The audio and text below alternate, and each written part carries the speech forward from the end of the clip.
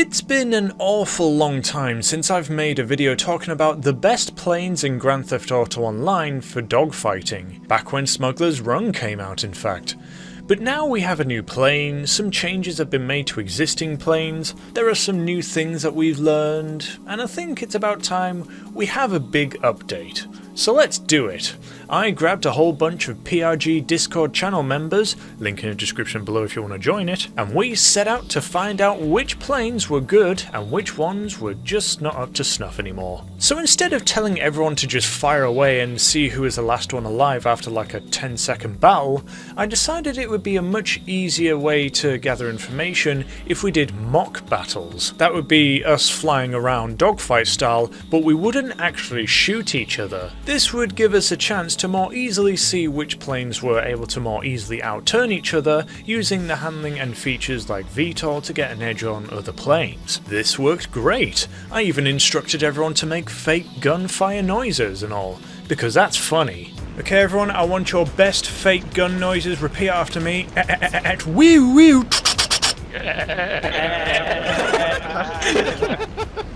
It sounds like a bunch of sheep. If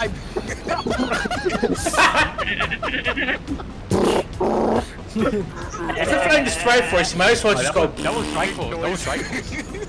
And every so often we had everyone switch planes so that people with high amounts of skill and people who may have a little less adept skill got the chance to see how good or bad the planes were against each other. That being said, this guide is going to be designed to be more relatable to the large majority of players who play GT Online, so a lot of the more highly advanced dogfighter pilots out there may have something to say in the comment section below, which is totally fine. Your input will help immensely. Okay everyone, can you take off please? Yes. I'm in the air. Pyro on his left. This is quite epic, it's just revised. Oh fuck! Oh my god! Oh my god! Testing all of the planes out, we quickly found that the Mogul, the Molotok, the Tula, the Nokota, and the Hydra were kind of out of their league. Now you might be surprised to hear me slag off the Hydra, but to be honest, the only thing that was going for the thing before the nerf was the insane laser death beam that it had. In a dogfight, the Hydra was inferior to the likes of the laser, B11 and other jets. For air to ground, it's been dethroned by other planes at this point, as well as quite a few helicopters, and its VTOL is just too slow and sluggish for it to be worthwhile in combat. Oh Hydra, you were so good, but you're just too old now. It's time for you to retire to the back of the hangar where you can forever be a relic of GTA Online's history. You will be missed, but no one uses you anymore.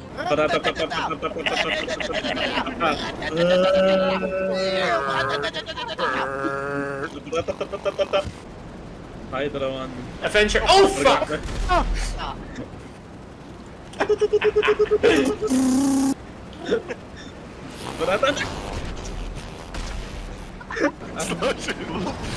It's like War Thunder all over again. Air collisions. Air collisions everywhere.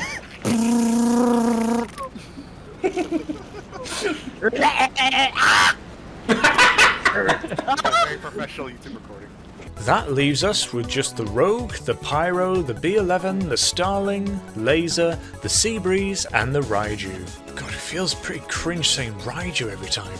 Out of all of these planes, the least remarkable that we found was the Rogue. Its widely spreaded explosive machine guns means that it has a much reduced chance to connect a hit compared to the other planes. Its handling is also rather passable by today's standards, with all of us agreeing that the Rogue, while pretty good, just isn't quite up to snuff by today's standards to be considered top tier. That now leaves us what we consider the top goats of Grand Theft Auto 5 online dogfighting.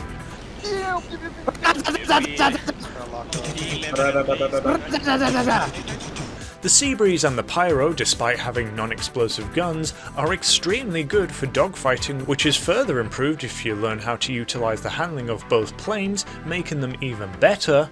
Though for those who may be less experienced, we found that the B11 and the Laser are the planes of choice for raw dogfighting prowess, the B11 being ever so slightly better, as we found that in a 1v1, the B11 always seemed to manage to come out on top. We found that they could turn tighter than everything else, managing to track their noses on everything else easier, as well as stay out of the line of fire of everything chasing them down. Except for the Starling. The Starling lacks explosive machine guns and has a weird tendency to be both too slow and too fast at the exact same time.